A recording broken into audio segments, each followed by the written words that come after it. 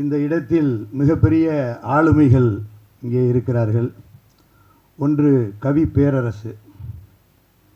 ஒரு காலத்தில் நம்ம எல்லாம் சின்ன பிள்ளையில் நம்ம கேட்டிருக்கோம், பாடல்கள் பாடுவாங்க, அந்த பாடல்கள் நம்ம வாக்கியில் நுழையாது. ரொம்ப ரொம்ப பழைய பாடல்கள்லாம் பார்த்தீங்கன்னா வதனமே சந்திர பிம்பமோ அப்படிம்பாங்க, அது என்னன்னே தெரியாது நமக்கு. அப்படி இருந்த ஒரு நிலையை மாற்றி கிராமத்தில் எடுத்து சென்று கிராமத்தினுடைய அன்றாட நிகழ்வுகளை மக்களின் காதுகளில் செவிமடுத்தவர்தான் கவி பேரரசு. அதனால்தான் அவர் கவி பேரரசு. ஏனென்று சொன்னால், ராஜராஜ சோழனை நாம் பேரரசர் என்று சொல்லுவோம், மற்றவர்கள் எல்லோரும் அரசர்கள் தான். ஏன் ராஜராஜ சோழனை பேரரசர் என்று அழைக்கிறோம் என்று சொன்னால், அவர் கடாரம் கொண்டான் வரைக்கும் அவருடைய ஆளுமையை செலுத்திய காரணத்தினால்தான் அவரை பேரரசர் என்று அழைத்தார்கள். அதேபோல கவித்துவத்தில் எங்கள் ஊருக்கு அருகாமையில் இருக்கக்கூடிய சிறுகூடல்பட்டியிலே பிறந்த கவிஞர் கண்ணதாசன் அவர்களுடைய ஊரிலிருந்து நான் பிறந்த ஊர் கிட்டத்தட்ட ஒரு 7 கிலோமீட்டர் இருக்கும். அவர் பாடல்களும் உலகம் முழுமைக்கும் பேசப்பட்ட பாடல்கள். அதையும் தாண்டி உலகத்தில் இருப்பவர்கள் மொழி தெரியாதவர்களையும் முணுமுணுக்க வைத்த பாடல்களை கொடுத்தவர் கவி பேரரசர் அவர்கள். அடுத்ததாக இங்கே வந்திருக்கக்கூடிய அமைச்சர் அவர்களை நான் சொல்லியே ஆக வேண்டும். எனது சித்தப்பா அவர்கள் எங்கள் தொகுதியிலே ஒரு முறைக்கு மேல் வென்றவர்கள் யாரும் கிடையாது. சே மாதவன் கேள்விப்பட்டிருப்பீர்கள். அவர் 2வது முறையாக வெற்றி பெற்றார். 2வது முறையாக வெற்றி பெற்றார் என்று சொன்னால் கிட்டத்தட்ட 15-20 ஆண்டுகளுக்கு கழித்து வெற்றி பெற்றார். தொடர்ந்து 5வது முறையாக சட்டமன்ற உறுப்பினராக எங்கள் தொகுதியிலே அவர் வெற்றி பெற்று கொண்டிருக்கிறார் என்று சொன்னால், அவர் சார்ந்த இயக்கம் கடந்து, மொழி கடந்து, மதம் கடந்து, இனம் கடந்து அனைவரையும் நேசிக்கக்கூடியவராக இருக்கிற காரணத்தினால் இன்றளவிலும் அனைவரையும் கவர்ந்து 5வது முறையாக சட்டமன்ற உறுப்பினராக பொறுப்பேற்றிருக்கிறார். உண்மையிலேயே என்னை பொறுத்தவரையிலே என் மகன் இங்கே டாக்டரு, அவர் வந்திருக்காரு. நான் சொன்னேன், டேய் ஐயா வர்றாரா அப்படின்னு. உடனே நான் கீழே ஜீப்பில் இறங்கி நின்றுக்கிட்டு மைக்கில் பேசினேன். அதிகபட்சம் இருந்தால் 5 நிமிஷம் இருக்கும். கடகடன்னு கிளம்பிட்டு, அப்பா நான் ரெடி வந்துட்டேன் அப்படின்னா. ஏன்னா எங்களுடைய குடும்பத்தில் இருப்பவர்கள் அனைவரும் சித்தப்பா என்று சொன்னால் ஏதோ ஒரு பேச்சிற்காக சித்தப்பா இல்லை.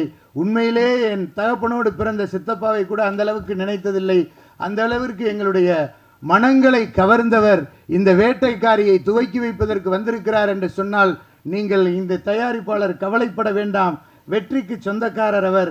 நிச்சயமாக உங்கள் படம் வெற்றி அடையும் என்பதிலே இருவேறு கருத்து இருக்க முடியாது. கவிஞருடைய கவித்துவத்தை நாம் பார்த்தோம். இந்த படத்தினுடைய அடி விஷயத்தை நாம் பார்த்தோம். இங்கே நகரங்களிலெல்லாம் சமநிலை இருக்கிறது, ஆனால் மக்களிடத்திலே சமநிலை இல்லை. காடுகளில் சமநிலை இல்லை. ஆனால் மரங்கள், குருவிகள், பறவைகள் அனைத்தும் சமநிலையோடு வாழுகிறது என்பதை முதல் பாடலிலே அவர்கள் வெளிப்படுத்தினார்கள். அதை பார்த்தோம்.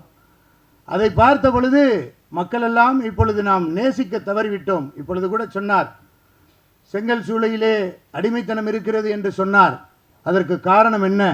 ஒருவருக்கொருவர் மனித நேசத்தை நாம் மறந்துவிட்டோம். பணத்தின் மீது நாம் நாட்டம் கொண்ட காரணத்தினாலே மனித நேசத்தை நாம் மறந்துவிட்டோம். நான் எனது சித்தப்பாவை பற்றி சொல்லுகிற பொழுது அவருடைய நேசத்திற்குத்தான் நாங்கள் எல்லாம் அடிமை என்பதை சொன்னேன்.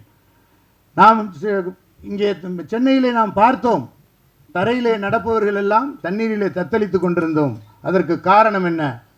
பக்கத்து வீட்டிலே அருகாமையிலே வசித்து கொண்டிருந்தவர்கள் அந்த தண்ணியில் தத்தளிச்சதுக்கப்புறம் மேலேருந்து பார்த்து, ஹலோ உங்களை எங்கேயோ பார்த்த மாதிரி இருக்குடே, 10 வருஷமாக உன்னோட தான் பக்கத்து வீட்டில் குடியிருக்கேன் அப்படின்ற நிலை இருந்தது நாம் பார்த்தோம்.